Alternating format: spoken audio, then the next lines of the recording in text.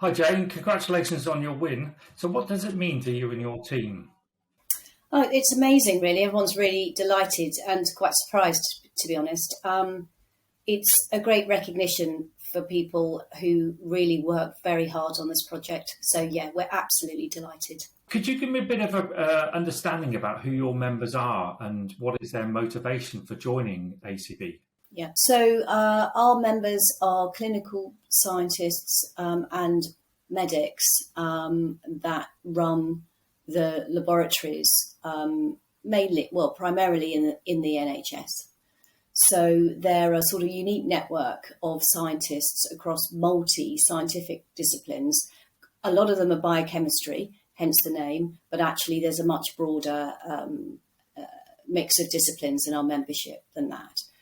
And that makes communicating with them and working with them quite challenging in some ways, because the NHS IT systems, and it is systems, it isn't one, every trust is slightly different, have lots of barriers to engaging with people. So actually having a system where people can interact with us through the web has made it much easier for us to communicate, set up meetings, set up groups, and get information out to our members. It was really important during COVID as well, because we became a centre for distributing information to the labs and the scientists about the latest thinking and the latest research on COVID as the pandemic developed. Okay, so what prompted you to go through this transformation and how urgent was it? Well, it was urgent before the pandemic, and then when the pandemic hit, it became really urgent. So all our systems were sort of 10, 12, some even 15 years old. We weren't even in the cloud. We were operating off a server in the office. So we already knew it needed updating.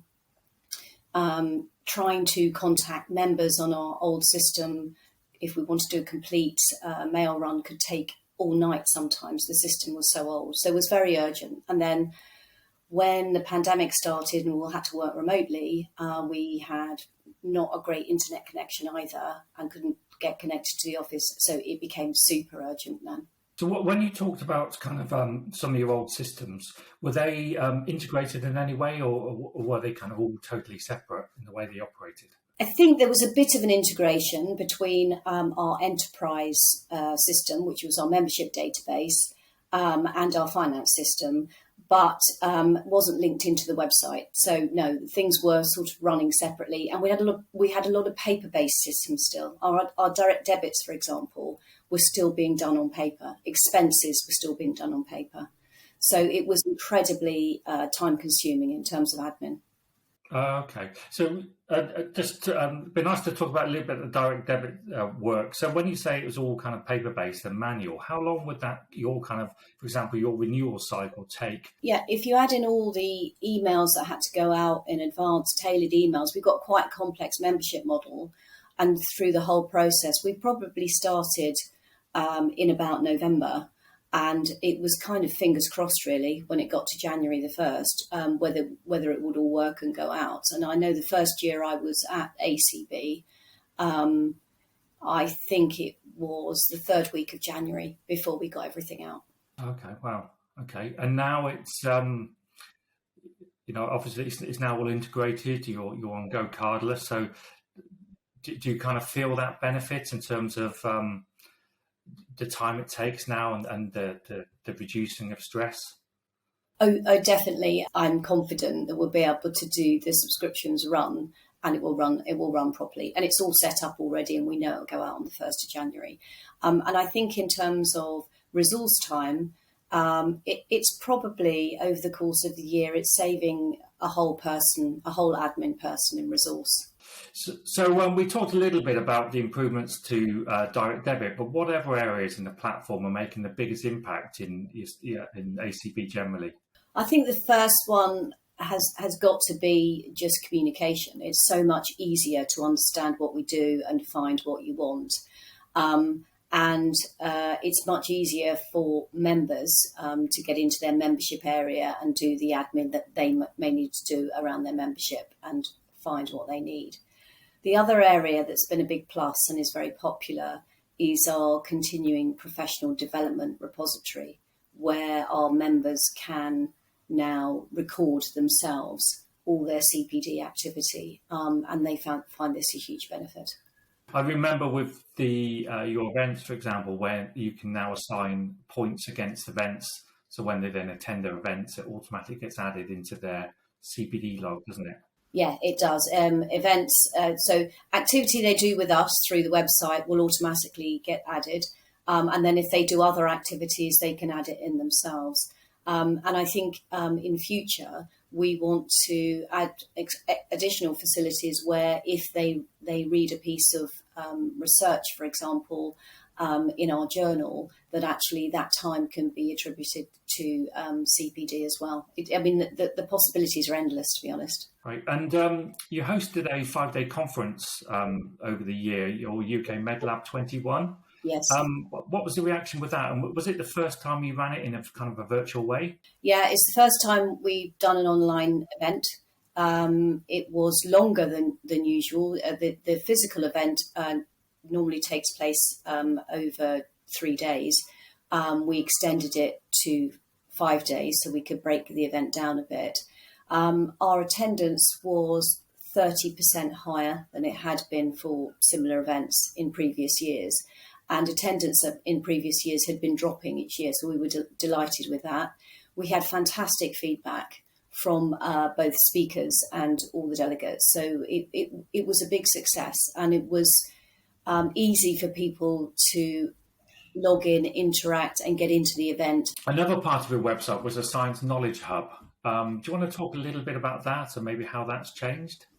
Yeah, so on our old website, we had lots of tools, guidance, policies, calculations for scientists dotted around the website, and they're resources really for our members. When we created the new website, we put all of this into one area, which we've called a science knowledge hub, so they know where to go and find it. And that's all tagged by specialities. So not only do they know it's in the hub, they can search the speciality or the particular thing they're looking for. That has been a huge success as well. It makes these tools much easier to find. So now we're working with our scientific affairs committee to actually really build that knowledge hub into a very detailed, informative database of information and support. I guess it going back to your team as well. Have you noticed now that there's a change in the way that your team manage things? Does the kind of the automation and the integration into a single system give them more time to dedicate to members? It's transformed the organisation, I'd say. So when I joined in November 2019, and I'm the first chief executive of ACB as well. So there was already a strategic decision made before I joined about changing the way the organisation operated.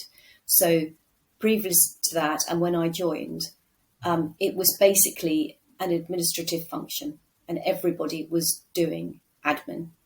Now we've moved away from that. We've let the digital platform take the admin load, and now people are working on activities and projects that forward our strategy and are more engaged with the purpose of the organisation.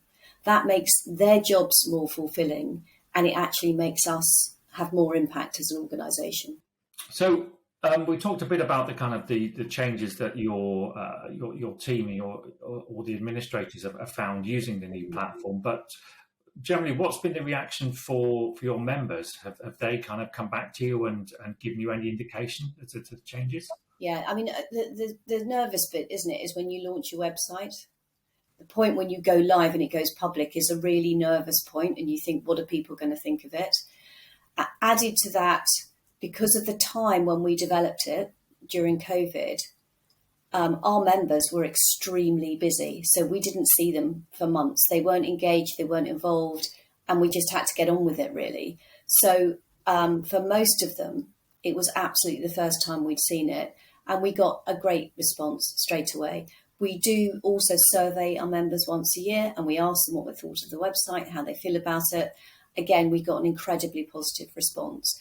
And now we've set up a membership group from across all our different committees who will become the strategic lead on web content for us. Okay, so are they now feeding in, giving you ideas about the future? Yeah, absolutely. And how do we deliver our strategy as an organisation through our website? Sounds fantastic. So in terms of kind of the future, have you got any ideas of things that you kind of you want to do as an organisation in the future? So our overall strategy is to be the voice of laboratory medicine. So that means we want to be able to talk to media, to the public and the government on behalf of laboratory medicine professionals. One of the things we will be doing as part of that is looking at our brand next year and looking at a potential name change to reflect that. We have to look at our communications with our members.